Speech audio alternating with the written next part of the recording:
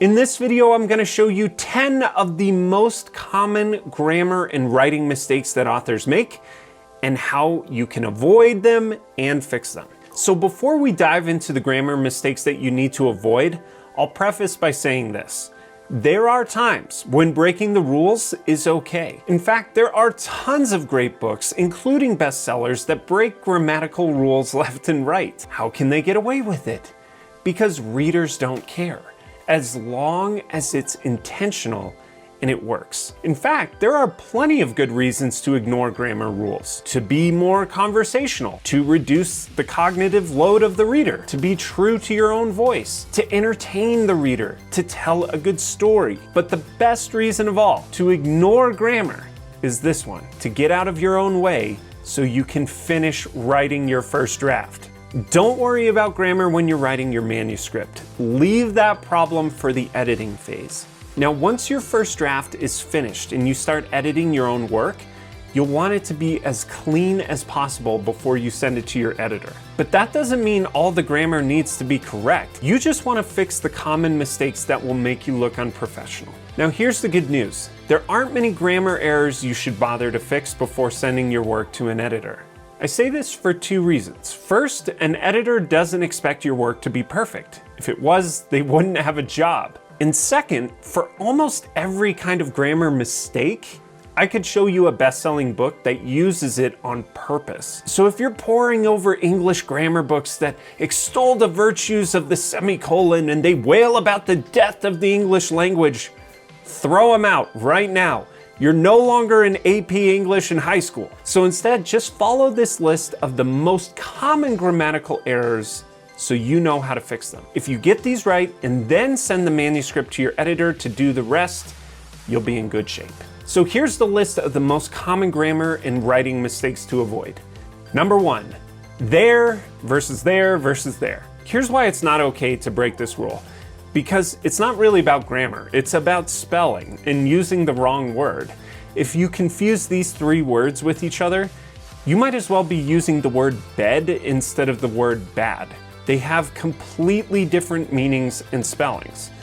So which is which?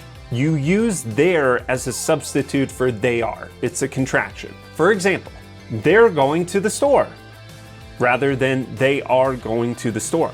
There is correct because you can substitute they are and the sentence still makes sense. Example 2, put it over there versus put it over they are. No, they are doesn't work. If you write out they are in that sentence, it just doesn't make sense. So remember, if they are works, you want there, the one with the Y in it, like they. When to use there? There is used when describing something that belongs to them.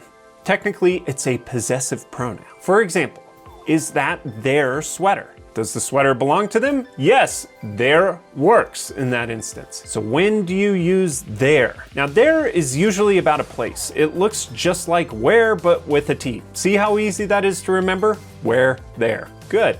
For instance, oh, that thing, put it over there. Where? There. That works. And there is also used in the expression there is.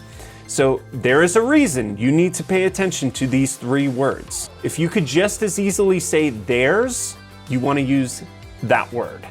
There's a reason you need to do this. Number 2, it's versus its. This is a similar one. It's and its are two different words. It's is short for it is, and if you can substitute it is and the sentence still makes sense, you want its. For example, it's almost time. It is almost time, so it works. It's is correct because you can substitute it is and the sentence still works, even if it sounds a bit more formal. So the next common mistake is your versus your. Now this one's really similar. It's the one with the apostrophe is a contraction. Your is short for you are. If you can substitute the two words and the sentence still makes sense, you want your. For example, you're right versus you are right, so that works. The sentence sounds more formal, but it still makes sense, so your is the right word. Example 2, is that your final answer? Versus, is that your final answer? No, that doesn't work.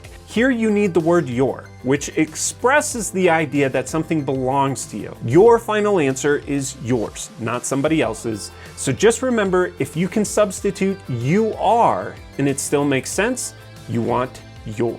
The next one, affect versus effect. This is another one where changing the spelling means you're changing the meaning. They're both words, they sound similar, they just mean different things. And because they're somewhat related, it's a little tricky. So here's the most common way that you would use them both. When you affect something, you have an effect on something. So here, affect is the verb. When you're affecting something, you're doing something. While effect is the noun, an effect or the effect or effects. For instance, it had a strange effect on me. We decided it was just an effect of the light. The special effects were phenomenal. Now this gets a little more complicated because you'll occasionally see effect used as a verb, meaning to bring about. It's most commonly used with nouns like change or solutions. Similarly, effect can also be used as a noun, but it's hardly ever used that way. It shows up mostly in psychology to mean a feeling or an emotion. So unless you're writing a psychology textbook, you can ignore that one rule and stick to this general rule. Affect is the verb and effect is the noun. The next mistake, principle versus principle. This is the last example of words that sound the same but mean different things. There are plenty of other words in the English language that suffer this kind of confusion, but if you get those first 5 right, you'll look reasonably professional to an editor. So principle is the adjective. For instance, what's the principal lesson here? Or she was the CEO's principal advisor. Or they will owe 15% of the principal amount. When the word means main or first or of money, you want principal. Principal is also the person who runs a school or a company. So the principal is your pal. You've probably heard that expression. It's a common mnemonic for remembering this part of the rule. The principal of a company is also your pal. But principle is always a noun. It's a truth or the rule. So for instance, the principle of gravity, the first principle of flight. Don't ask me to go against my principles. Learn these 10 fundamental principles of grammar and you'll be in great shape. The next mistake is using apostrophes. So apostrophes are used in contractions where you squash 2 words together. For instance, you're right, you are. It's true, it is. Apostrophes are not used to make things plural. That's one of the most common grammatical mistakes people make with apostrophes, so don't do that. For instance, 1 donut, lots of donuts. It's not lots of donuts with an apostrophe. Possessive pronouns do not have apostrophes. His food is his. Her food is hers. Its food is its. Your food is yours. Their food is theirs. Our food is ours. Do use an apostrophe before the S to make a noun possessive. The kid's food belongs to the kid. The uncle's food belongs to the uncle. The principal's food belongs to the principal. Use an apostrophe after the S to make a plural noun possessive. For instance, the kid's food belongs to the kids. It belongs to many kids, not just one. The uncle's food belongs to the uncles. The principal's food belongs to the principals. The next mistake is hyphens versus em dashes. Now, hyphens are used in hyphenated words. Obviously. The detailed rules about hyphens vary from one manual to the next, and most of them really just aren't worth the effort. But there are a few basics that are worth paying attention to. You don't need to use anything if you have an ly, a ly adverb, and an adjective together. For instance, an unusually strong wind blew from the north. It's not unusually strong with a hyphen. Her perfectly aimed shot split the arrow in 2. It's not perfectly hyphen aimed. You do want to use a hyphen for adjectives that are 2 words together before a noun. A well-read student has read a lot of books. A high-stakes poker game has high stakes. Now note that you don't hyphenate adjectives that come after the noun, usually. And if you're not sure about a certain instance, don't worry about it. Just let your editor decide. You use the longer em dash for breaks in a sentence with no spaces. It was the first time I ever flew. The first time I experienced that freedom. Next example, missing commas that changed the meaning. The Chicago Manual of Style is getting a lot looser about commas these days, but you still have to pay attention to them when they have the power to change the meaning of a sentence. So use a comma when addressing someone directly. So for instance, friends don't ever do that versus friends don't ever do that. In the first one, you're talking to the reader. You're addressing them as friends, telling them not to do something. Whereas in the second, you're making a statement about friendship. The comma isn't just a pause, it's a clue to the reader that changes the entire sentence structure. You'll want to use commas to separate items in lists. So for instance, I love cooking my spouse and my kids versus I love cooking my spouse and my kids.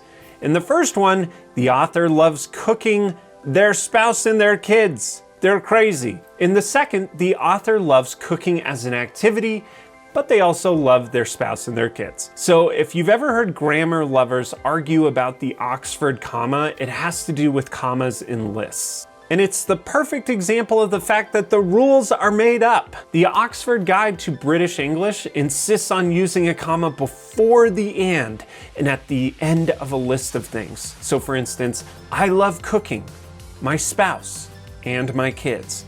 While the Chicago Manual of American English used to agree, but eventually they rebelled and they said, hey, if you don't want to use that last comma, you don't have to. So you could say, I love cooking my spouse and my kids. In that example, there's really not much difference. But in some lists, leaving that last comma out can make things less clear. So in the end, here's the best rule to follow. Do whatever will make the most sense for your readers. The next mistake is using quotation marks. So use quotation marks to indicate that someone is speaking or when directly quoting someone or something. For instance, Hector, she asked, have you seen my glasses? It was the best of times, it was the worst of times, by Charles Dickens. You can also use them to indicate sarcasm or tongue-in-cheek descriptions. Our first security system consisted of a tiny bell over the shop door and a teacup chihuahua named Spike. And the final mistake, active voice versus passive voice. Now this one isn't technically a grammar issue, it's just a key tip for good writing. Be direct, be active, and use simple words. So here's an example. The factory was purchased by our team in the summer of 2007. By the following winter, it was ready for us to start up the lines. We purchased the factory in the summer of 2007. By the following winter, we were ready to start up the lines. We bought the factory in July 2007. By December, we were cranking out our first product. So the first example uses passive voice. The factory was bought by us, instead of just saying we bought the factory. We see this kind of writing a lot when authors are trying to sound smart. Don't do that. It's not something you have to worry about. Readers assume that you are smart because you wrote a book. Don't make them work harder to read it. The second example moves to active voice. It's better, but it's still using words like purchased and phrases like the following winter. The third example is by far the easiest to read. It also has more personality, despite using smaller words, and it's much more engaging. So again, don't spend a ton of time worrying about independent clauses, dangling modifiers, and coordinating conjunctions. That's what editing and proofreading are for. The more important thing to focus on is crisp, clear, and direct writing. That's what really matters. Thanks so much for watching today. If you want to learn more about writing and editing, you'll want to check out one of these videos.